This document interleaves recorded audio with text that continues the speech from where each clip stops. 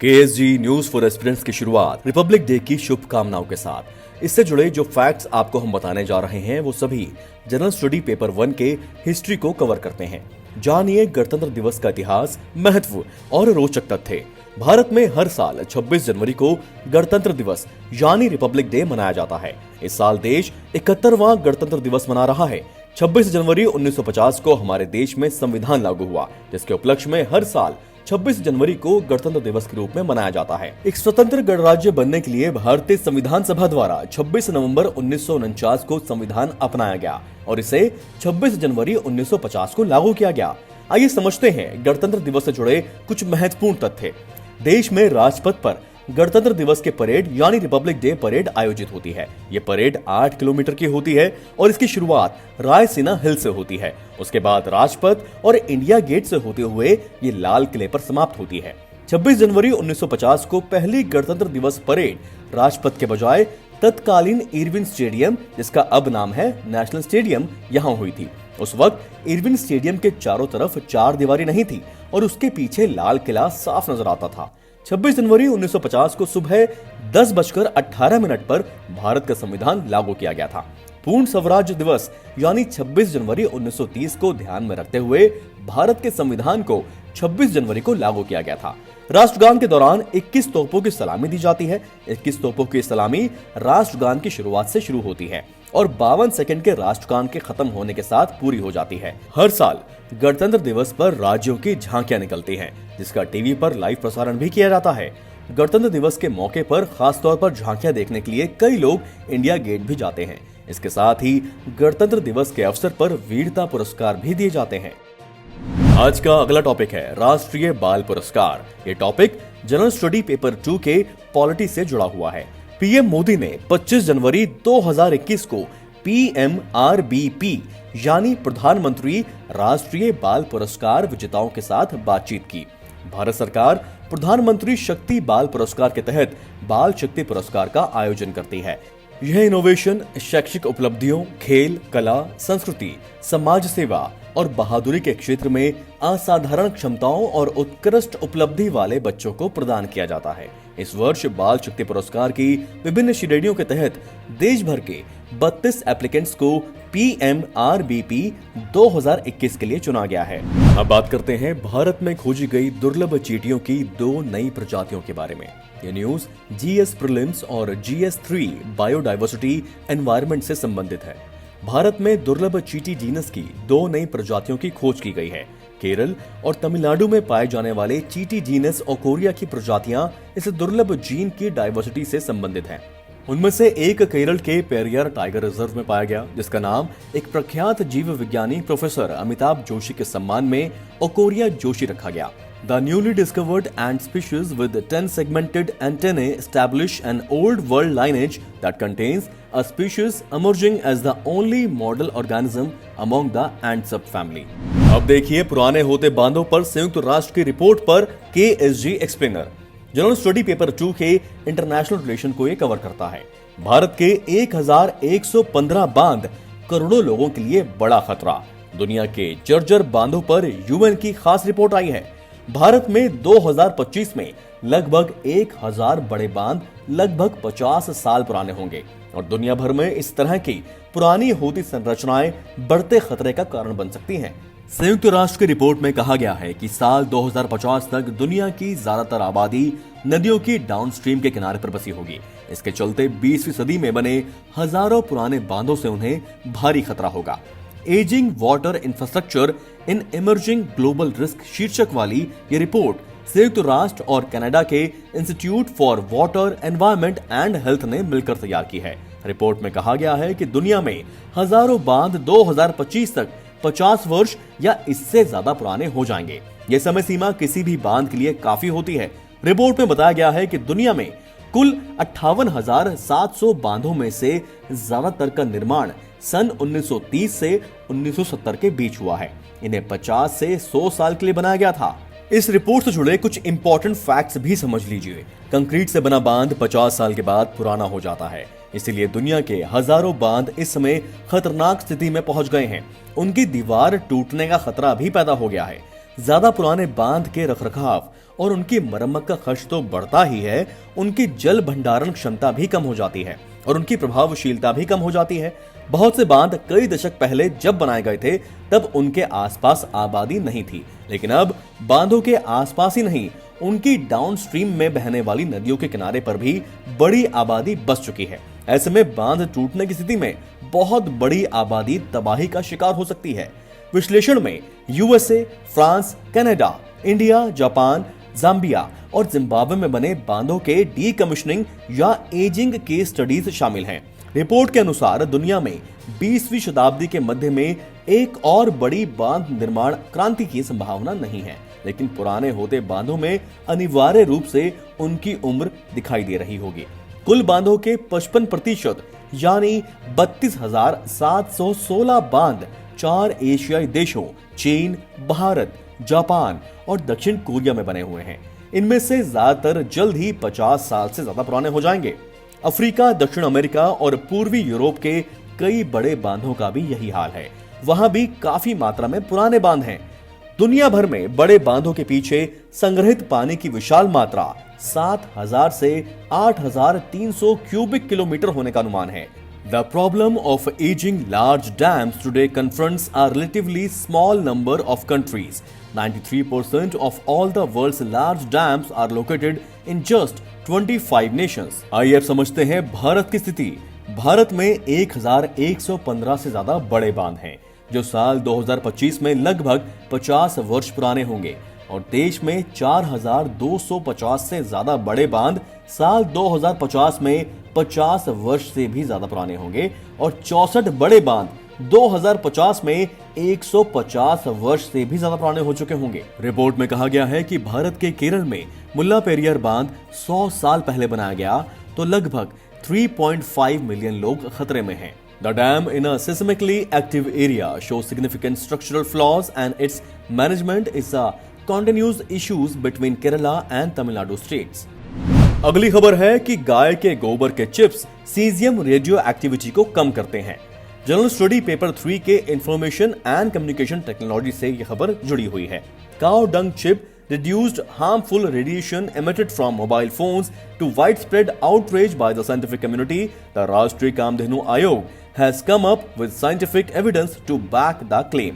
Study के मुताबिक गोबर चिप्स ने रेडिएशन में 60% तक कमी की है। राष्ट्रीय कामधेनु आयोग के चेयरमैन डॉक्टर वल्लभ भाई कथेरिया की अगुवाई में तैयार किए गए चिप्स के नमूनों का विश्लेषण गुजरात के सौराष्ट्र विश्वविद्यालय के डिपार्टमेंट ऑफ फिजिक्स द्वारा किया गया है। इस खबर से जुड़े कुछ और फैक्ट्स हैं, उनको भी समझ लीजिए। The samples of different thickness were tested using Geiger Muller, in short GM counter.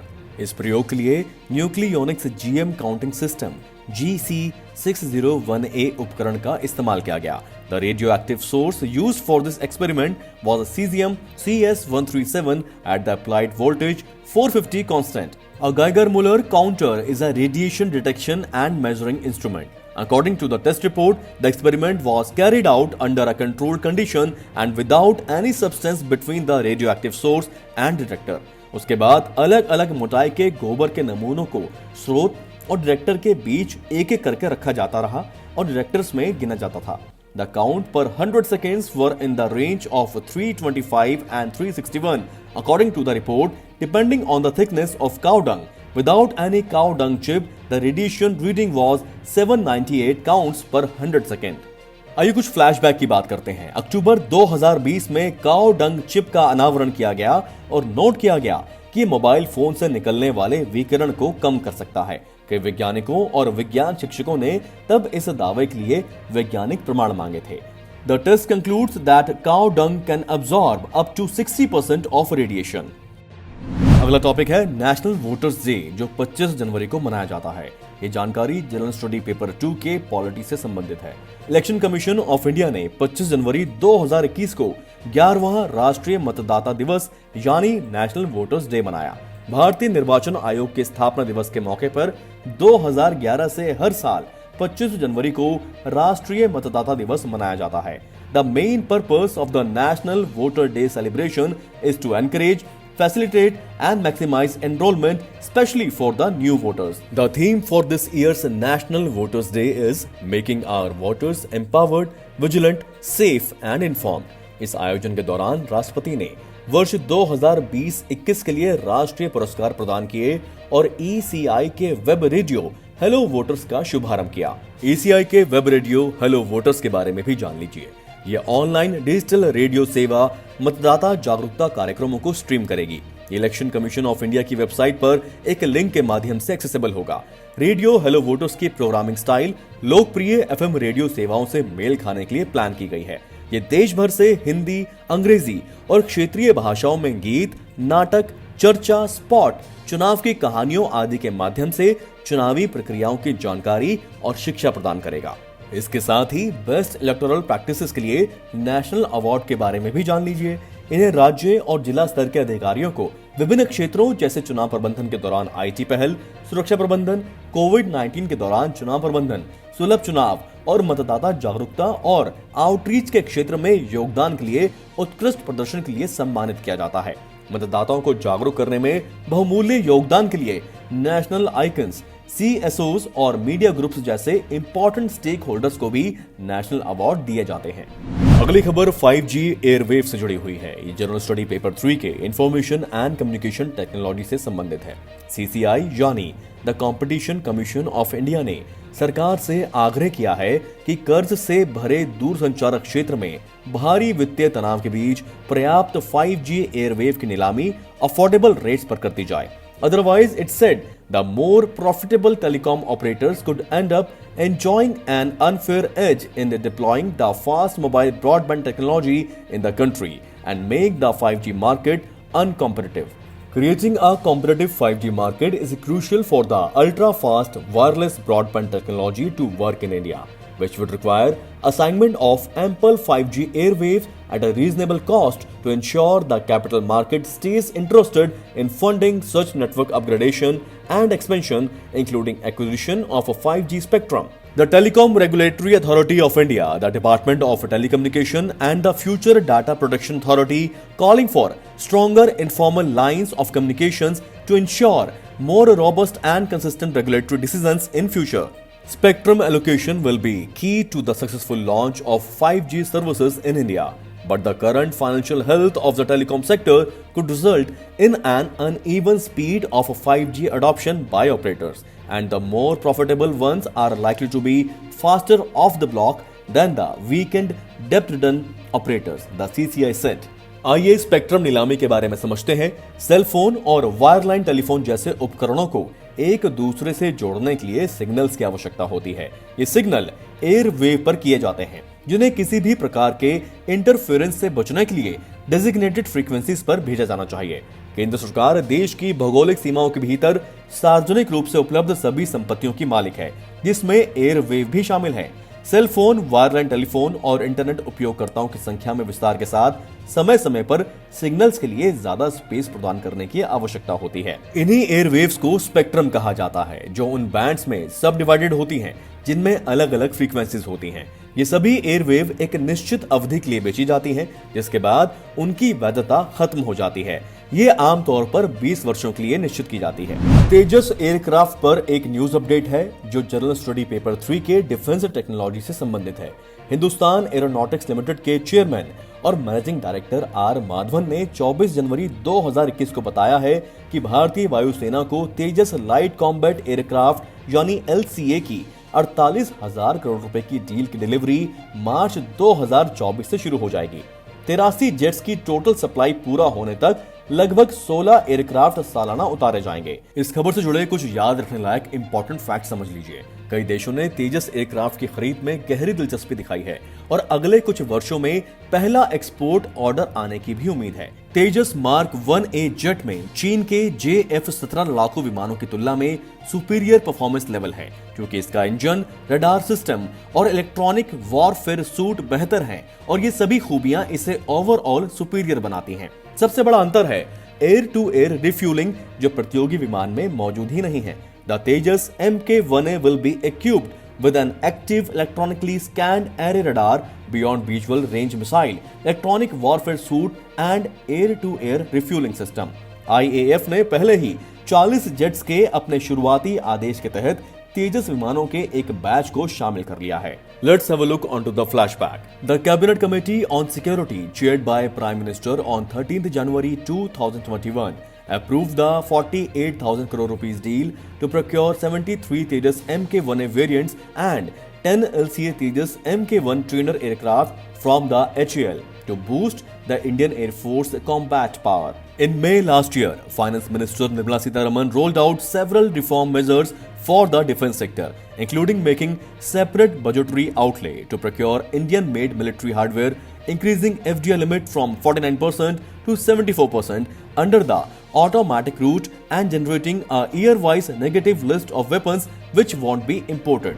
Moving on to the next story, the topic is Birds of the Sundarban Biosphere Reserve. ये जनरल स्टडी पेपर 3 के environment से जुड़ा हुआ है। ZSI यानी zoological survey of India states के latest publication में कहा गया है कि भारतीय सुंदरबन जो दुनिया के सबसे बड़े मैंग्रोव वन का हिस्सा है, ये पक्षियों के 428 प्रजातियों का घर है। The publication Birds of the Sundarban Biosphere Reserve, released by the ZSI, not only documents the avifauna of the Sundarban but also serves as a comprehensive photographic field guide for the region. वैज्ञानिकों ने सूचीबद्ध 428 पक्षियों के बारे में कहा कि मास्ट, फिनफुट और बफी फिश आउल केवल सुंदरबन से रिकॉर्ड किए गए हैं। ये क्षेत्र देश में पाए जाने वाले किंगफिशर की 12 में से 9 प्रजातियों का घर है, जैसे कि गोलियत हेरॉन और स्पून बिल्ड सैंडपाइपर। भारतीय सुंदरबन, जिसमें 4,200 वर्ग किलोमीटर शामिल है, इसमें 2,585 वर्ग किलोमीटर का सुंदरबन टाइगर रिजर्व भी शामिल है, जो 2020 में अंतिम जनगणना के अनुसार लगभग 96 रॉयल बंगाल टाइगर का घर है। It is a world heritage site and a Ramsar site, a wetland site designated to be of international importance. Bharat में पक्षियों की 1,300 से ज्यादा प्रजातियां हैं, और यदि 428 प्रजातियों के पक्षी सुंदरवन से हैं, तो इसका मतलब है कि देश में हर 3 में से 1 पक्षी इस यूनिक इकोसिस्टम में पाया जाता है। KSG न्यूज फॉर एस्पिरेंट्स में आज के लिए इतना ही। हम रोजाना आपको न्यूज एनालिसिस और news explainer short, crisp, concise और एग्जाम ओरिएंटेड तरीके से दिखाने की कोशिश करते हैं, और उम्मीद करते हैं कि यह आपको अच्छे से समझ भी आ रही होंगी। कोई इंपॉर्टेंट वीडियो आपसे मिस ना हो जाए, इसीलिए इस चैनल को सब्सक्राइब करना ना भूलें। Thank you, God bless.